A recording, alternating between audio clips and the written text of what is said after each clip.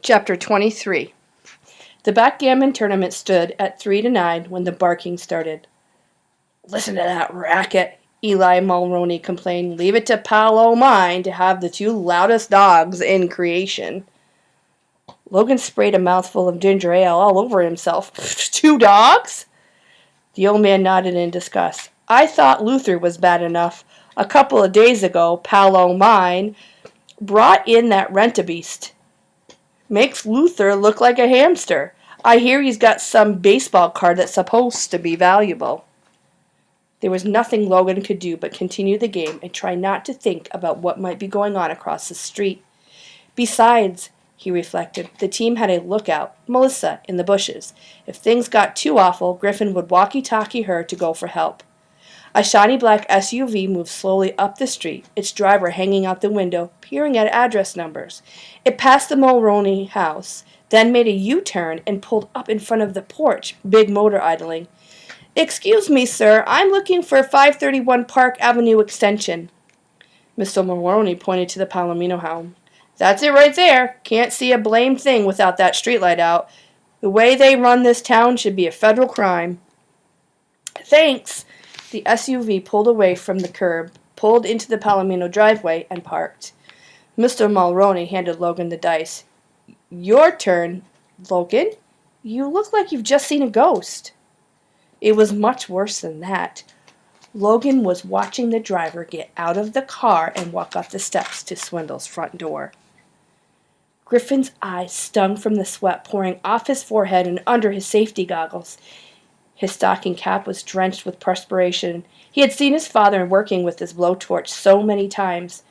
Never could he have imagined that it was so exhausting, or maybe it was the excitement building inside of him as he held the flame to the last quarter inch of the metal. The thrill was indescribable. Barely a thread remained between him and the final realization of the greatest plan he would ever be a part of. It was so many things all at once. Victory, justice, revenge, not to mention a boatload of money. And then the piece tumbled to the carpet and he was staring in the open flank of the lockbox. Darren positioned his flashlight so Griffin could see inside. Careful not to touch the red-hot edges of the hole, he reached in and removed the safe's contents. There were some papers, a handful of collectible coins, and $300 in cash. All 5 team members rifled through the box and everything that had been removed from it. The Bambino was not there. Darren put all their agony into words. "Ben, you idiot! Where's the card?" "I thought it was here," Griffin shot back. He was almost too shocked and upset to argue with Darren. "I didn't burn into this thing for my health, you know." Pitch shook her head in grudging admiration. "That guy, Swindle, he's one tough nut." "He beat us," Savannah admitted sadly. "This isn't over yet," Griffin vowed. "The auction people expected to pick up that card today. It's in this house somewhere." "This is just great," Darren seethed. "I nearly fell off the roof. There's a vicious dog chewing its way through a door, and now we've got no card. How could it be worse?" The doorbell rang. Lamar Fontaine pressed the button for the second time. Ding dong. The house was dark, but he could have sworn he saw movement in a front room. Besides, he was a bonded courier, entrusted with receiving and delivering an item worth as much as $1 million. People did not stand him up even when he was hours late. He rang one more time and then tried the knob. It turned and the door opened wide. The feeling was too familiar. Fighting his way through cotton wool, struggling with that terrible "where am I" feeling. And then Swindle's front bush was all around Ben Slovic. "Oh no, the heist!" There was hooting coming from across the street, and he struggled to remember what that might mean. The signal! Why would Logan be giving him the emergency signal? He looked up and saw the answer. A tall man was letting himself in through the front door. He pulled out his walkie-talkie and pressed the button. "Griffin, there's a guy coming into the house." "We know," came the whispered reply. "Is it Swindle?" "No, definitely not Swindle. It must be somebody looking for Swindle." Cautiously, Ben crept up the steps and peered inside through the side windows. The newcomer was in the foyer. "Mr. Palomino," called the man. "Courier service, Mr. Palomino." He crossed the hall and opened a door to peer inside. What happened next was an image so horrifying that it would remain forever burned into Ben's memory. Chapter 24. A hulking animal exploded out of the room and pounced on the intruder. Terrified, the man swung his briefcase and cracked the German Shepherd across the snout. Yelping with pain and rage, the dog fell back for an instant.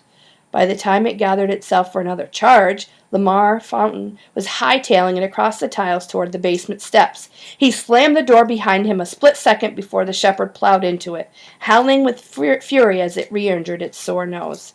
It was preparing for another run when it heard a bark from above. That brought the guard dog galloping upstairs. Ben sounded the warning for all the good it was going to do. "Griffin, all of you, hide!" But there was no time for hiding, or even thinking. The rest of the team was trapped in the master bedroom. The shepherd appeared in the doorway, menacing them all and cutting off any avenue of escape. The dog whisperer stepped forward. "Hi, big guy," she said in her most soothing tone. "You don't want to hurt anybody. We're all friends here. Let's not get with a malevolent war." The monster leaped at her. Seeing Savannah in danger, Luther flung himself into the path of the attacking shepherd. The two dogs met in midair and fell, snarling and wrestling, to the floor. The heist team wasted no time getting out of the room and down the stairs, Griffin and Darren half carrying Pitch. Ben met them at the midway landing. "There's a dog after you, and it isn't Luther." "Quick, the kitchen," ordered Savannah. Darren was wide-eyed. "Why? Are you going to whip us up a souffle?" "I'm going to find some meat to distract that brute from killing poor Luther." Nobody gave her an argument. In a fight with a much larger shepherd, the Doberman was David facing Goliath. There was no question that Luther had risked his life to protect Savannah.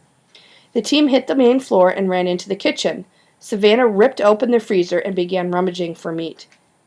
"Any steaks?" Ben asked hopefully. "Dogs love steak." "I can't find any way. This is in the way." She lifted out an enormous frozen turkey and dumped it on the tiles. And there, in the middle of all that chaos, a strange calm descended over Griffin. It turned out his heist mates, and even the fact that there were two warring dogs one flight up. He heard his own voice from days before. "Oh, sure, like a nasty, obnoxious crook knows enough people willing to sit down and eat a 20-pound turkey with him." And that expert on the web clip, holding the card, asking, "Why is it so cold?" Suddenly, he was on his knees over the frozen bird, reaching his hand into the breast cavity. Darren was disgusted. "I always knew you were crazy, Bing, but I never thought you were the type to go digging in a turkey's butt." In answer, Griffin pulled out a Ziploc baggie. There was a picture peering through the clear plastic. Babe Ruth in a Boston Red Sox uniform. Savannah pulled the shrink wrap off 2 T-bone steaks. She ran to the bottom of the staircase and flung them up to the top landing. In an instant, the two dogs had forgotten about each other and were chewing on the cold, hard meat. Griffin removed the card from the Ziploc and held it lovingly. "This is the greatest moment of my life." "Yeah, mine too." Darren snatched the prize out of his hand and ran for the front door. "Sayonara, suckers." It was so shocking, so unexpected that the team just stood there, open-mouthed, and watched him go. Then, total wide action, a stampede in hot pursuit. Even Pitch was running full tilt, hopping and limping through her pain. Griffin led the charge. Of all the things he'd planned for, and all the in case ofs and what ifs, how could he have overlooked the most obvious possibility? A double cross from one of his teammates. Especially Darren, who had always been an enemy and an untrustworthy jerk. But what a price to pay for one mistake. Darren pounded down the front steps. Griffin followed, losing his breath momentarily to gusts of wind. Hot on his friend's heels, Ben vaulted up onto the porch rail and hurled himself like a flying squirrel at Darren's fleeing form. He missed the takedown, but his flailing arm caught Darren on the ankle. The big boy lost his balance and hit the ground like a ton of bricks. The Babe Ruth card popped out of his hand. Suddenly, the Bambino was airborne, rotting a mammoth blast of wind. The team watched in agony as the $1,000,000 collectible fluttered higher and higher, swirling on the turbulent air currents. The wind played with it for a few more seconds before depositing it in the lacy upper branches of a very tall maple tree. With a cry of frustration, Darren got up, rushed to the trunk, and began climbing like a madman. Griffin turned to Pitch. "No way," she said, reading his mind. "Not with this ankle, and I don't want any of you idiots trying it. You'll wind up dead, and probably so will he." She cupped her hands to her mouth. "Darren, you'll never make it." "What about the ladder?" Ben suggested. "Not high enough," Pitch told him. "That tree towers over the house." Griffin was nearly insane. "It's a $1,000,000 card. There must be some way to get to it." "Dream on," Savannah said unhappily. "Not unless you've got some miracle tool that can reach 40 feet up, pick out the tiniest thing, and bring it back down safely." The look of shocked realization on Griffin Bing's face was like nothing anyone had ever seen before. Chapter 25. With the streetlight out, no one could see what was happening at the Palomino house. But there was no mistaking the sound of scuffling feet and raised voices. Some kind of commotion was going on across the street. Eli Mulroney jumped to his feet. "What the blazes?" Logan was bewildered. He and the team had been over the plan so many times, and no part of it included running around outside and yelling.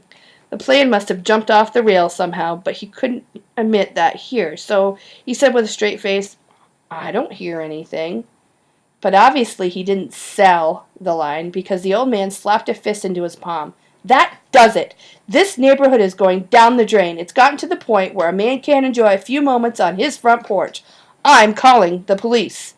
Whatever was going on, Logan knew he had to do something. In theater lingo, it was called an ad lib. When an actor broke from the script and followed his gut for the good of the show, it was time for a beauty right now. Logan braced both feet flat on the floor, boards, and launched himself rearward with all of his might. The rocker swung back and flipped over, tossing him off the porch into a bank of juniper bushes. "God bless America! Logan, are you okay?" The young actor was better than okay. While the old man was dabbing iodine on Logan's many cuts and scratches, no one was calling the police. What a performance. He had just covered the better part of a mile in full sprint, but Griffin felt none of the ache in his legs or the fire in his lungs. He approached his own home almost as stealthily as he had Swindle's. As far as Mom and Dad knew, Griffin was at Ben's, a marathon work session on a science fair project. The garage could be opened from the outside by keypad code. The mechanism whirred to life, and the door began to roll up and away. It seemed louder than a 20-car pileup, but no one came bursting out to investigate the noise. Maybe Mom and Dad were too absorbed in one of their spirited checkbook balancing sessions to notice. He shrugged out of the acetylene tank and entered the garage, setting the blowtorch kit down on the concrete. The only light was the dim glow coming in from the street lamp. Further in, it was pitch dark. He bumped the edge of his father's workbench and held his breath as tools jarred and resettled. A few screws or bolts pinged against the cement floor. Griffin felt around the blackness until his hand closed on the aluminum pole. It was time to give the smart pick its first true test. Opting for speed over stealth, he jumped on his bike, the device bounced on his lap as he pedaled for Swindle's house. He crossed town in record time, very nearly losing his father's invention as he wheeled onto Park Avenue Extension. It was hard to see anything in the area of the broken streetlight, but the clamor of excited voices was unmistakable. He jumped off his bike and ran into the scene, squinting as his eyes adjusted to the dark. He thought he spied Darren halfway up the heavy trunk. But no, the figure was too small. It was Pitch, climbing gingerly and grimacing in pain with every movement of her injured ankle.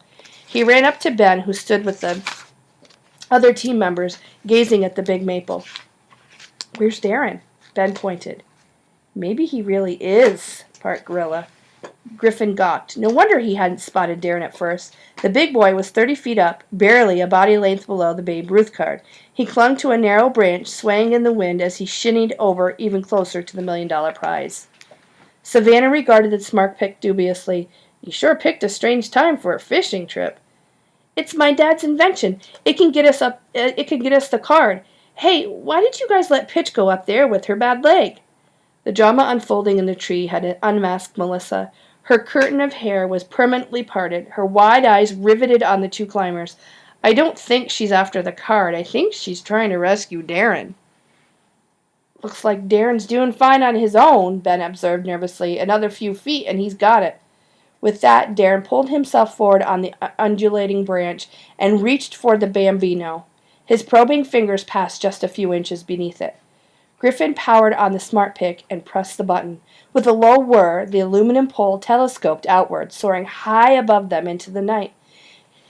"It works," he thought in amazement. Not that he doubted his father, yet never could he have imagined that it would be so impressive. The air was filled with blowing leaves, trees rolled and weaved with the wind, but the smart pick never wavered, rising laser straight into the maple's branches.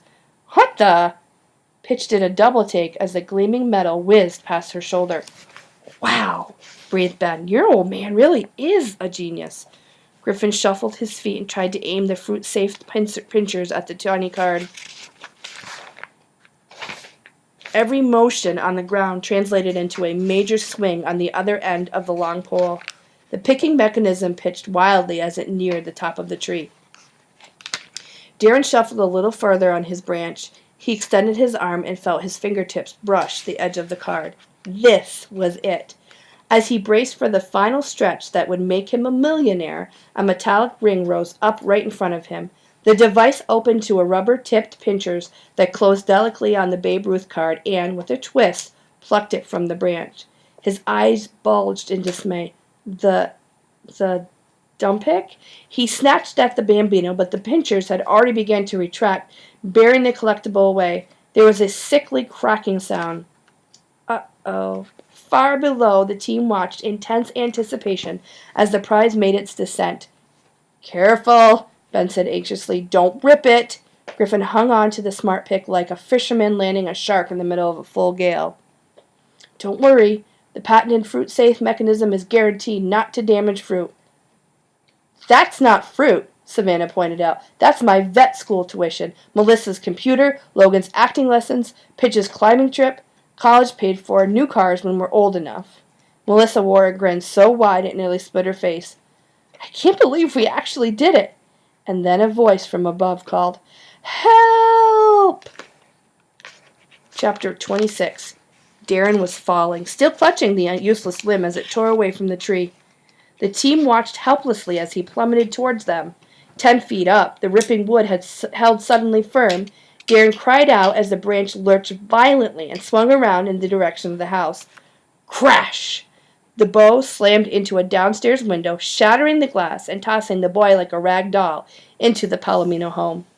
An ear-splitting wail blasted through the neighborhood as the Ultratech alarm system burst to life. Griffin abandoned the smart pick and joined Ben, Savannah, and Melissa in a mad dash for the house. Pitch dropped from the tree and limped after them. Griffin could taste bitter dread boiling up in his throat. He peered in to see Darren sprawled in the wreckage of the window, unmoving. "Oh my God, is he dead?" And then the big boy rolled over, shook his fists, and started shouting with rage. The rush of the relief nearly knocked Griffin over. He couldn't imagine ever being so happy to be yelled at by this jerk. With Melissa's help, he hauled Darren over the sill. Except for torn clothing and cuts and bruises, the betrayer was unhurt. "You okay?" Pitch bawled in his ear, and when Darren nodded sheepishly, she hauled off and punched him in the stomach. Logan pounded onto the wild scene, hollering like a madman. It was impossible to hear him over the clamor of the siren, but his meaning could not have been mistaken. This outdoor chaos wasn't part of the plan. What had gone wrong? Griffin grabbed him by the shoulders. "You were supposed to stay with Mr. Mulroney." "You think he'd sit through this kind of noise?" the actor shouted back. "He went inside to call the cops, so I took off. Did we get the card?" "The card. The smart pick was lying on the ground somewhere with $1 million payload and its pinchers." Griffin retraced his steps, desperately scanning the grass. He could see nothing in the darkness. This can't be happening. Not when we're so close. A glint of metal caught his attention. Heart pounding, he snatched up his father's invention. The bambino was still nestled in the mechanism. The alarm's gut-churning howl died abruptly. After such overpowering noise, the sudden silence was as explosive as a bomb blast. The unexpected quiet revealed two sounds: police sirens in the distance and the barking of the guard dog. No, two guard dogs. "Code Z!" Griffin bellowed. There was a code Z in all of Griffin's plans: the escape clause.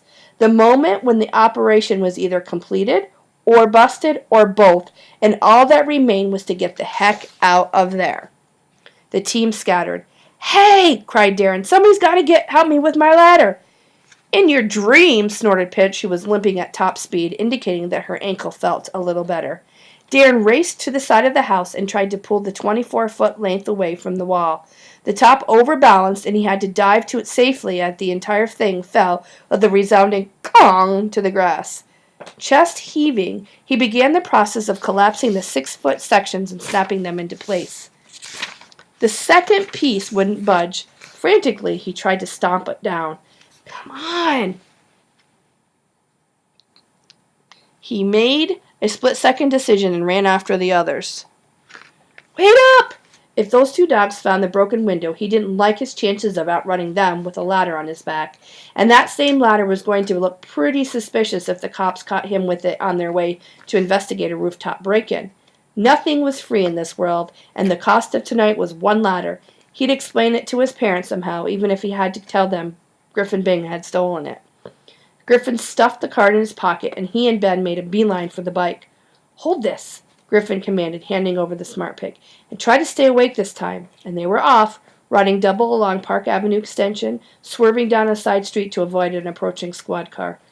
Ben was frantic. "What if Swindle figures out it was us? The police will search us and find the card." Griffin cruised up and stopped beside a mailbox. "I've got it covered." He reached inside of his shirt and produced an envelope with the address and stamp already on it. He popped the Bambino inside, sealed the flap, and dropped the letter through the slot. Ben was bug-eyed. "You mailed it? To who?" "It's better for you not to know." They got back on the bike and rode to Ben's house. Ben jumped off and handed over the smart pick. "I've always had a lot of respect for you, man," he said solemnly, "but I never dreamed we had a prayer of pulling off what we did tonight." "If you've got the right plan," Griffin told him, "that's all you need." Just the thought of a successful operation brought a smile to his lips. As he pedaled toward home, he allowed himself a few moments of self-congratulation. True, there had been hiccups: Pitch's injury, Ben's catnap, the empty safe, the extra dog, the guy at the door, and especially Darren's betrayal, but the team had improvised, sidestepped, overcome. After all, the team was part of the plan, and this had been the plan to end plans. As he rounded the corner to his own block, his heart very nearly jumped out of his ribcage. Dancing colored lights whirled across the brick front of the Bing house. A squad car was parked in the driveway, flashers ablaze. Chapter 27. He was astounded. How could the cops be here already? The team had gotten away before any officers reached the Palomino home to investigate the alarm, and Swindle should still be at the hockey game. For a moment, Griffin actually thought about turning his bike around and making a break for it. How crazy was that? A fugitive, living on the lam, never to see his family or friends again? No, there was nothing to do but face the music and hope for the best. At least he didn't have the card on him. The police couldn't prove anything without that. Steeling himself, he ditched his gloves and stocking cap in a bush and pedaled for home.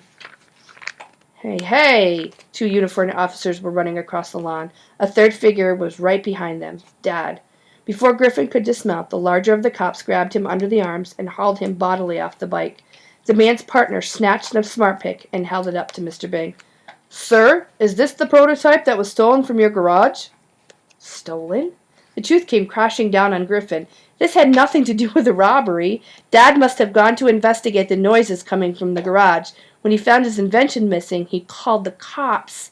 Mr. Bing looked shocked and embarrassed. "I'm sorry, officers. It seems I've been wasting your time. This is my son." To Griffin, he said, "What are you doing with my prototype?" Griffin was so relieved to be off the hook for the baseball card that he had a hard time working up a shamefaced expression. "Ben wanted to see how it worked.